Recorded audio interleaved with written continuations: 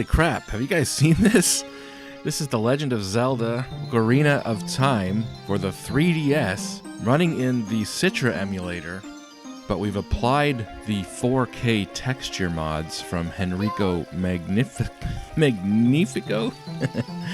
And we've also got another little mod installed, which I will show you in a minute. I was recently playing Duckstation. I was playing Dino Crisis for PlayStation 1 in Duckstation. And I don't use Duckstation very often because I don't play that many PS1 games. But, you know, it got me thinking because, like, Duckstation is such a good emulator. It is so easy to use. It's, like, you tell it you're using an Xbox controller and boom, all your buttons are keyed. You tell it, you know, what scaling you want, or if you want, you know, mods are super easy to install. Settings just work. Like when you set a CRT filter or something, like it just works. It's not like nothing happens because, oh, you're in DirectX and this only works when you're in Vulkan or OpenGL. Like with a lot of emulators, sometimes like some of the settings and stuff are just kind of janky. And if you don't know what you're doing, if, you know, one setting isn't set right, then another setting just doesn't work. And, you know, using an emulator like Duckstation, where, like, it's super easy and everything just works and it performs really well and it looks great, it got me thinking, like, what other cool emulators are out there that I've never really played with that are, like, really good? Like, I've, you know, used, for example, you know, like Dolphin and Cemu.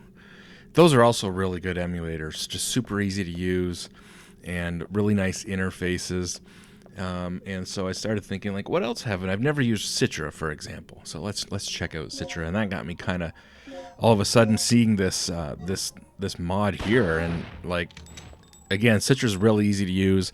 It's really easy to install the mods. I'll have a link in the description for the mods that I'm using here. You know, just follow the instructions, download the mods. And put them in the appropriate folders. Again, just follow the instructions. But this looks amazing. These textures look amazing. He's tried to sort of, you know, upgrade the obviously the detail in the textures, but like keep it sort of in line with the art style of the original N64 version, and not like deviate too far from how the game, you know, in his mind, should look. And I think he's done a great job. This is the definitive way to play this game. Model improvements, the lighting improvements. But for me, just playing it on my 2DS, the screen's really small for such an epic, grand adventure game that I couldn't really get into it as much as I wanted to. And so I started thinking, what's the best way to play this game? And here we are. Like, there's no way this isn't the best way to play this game, because I haven't even showed you the best part yet. Well, I guess I have. These graphics are freaking awesome. The second best part, or the other cool thing I wanted to show you, check this out. Camera controls on the second analog stick of my Xbox controller. This is amazing, having this kind of modern controls, dual analog stick controls in this game. Again, this is just a simple mod.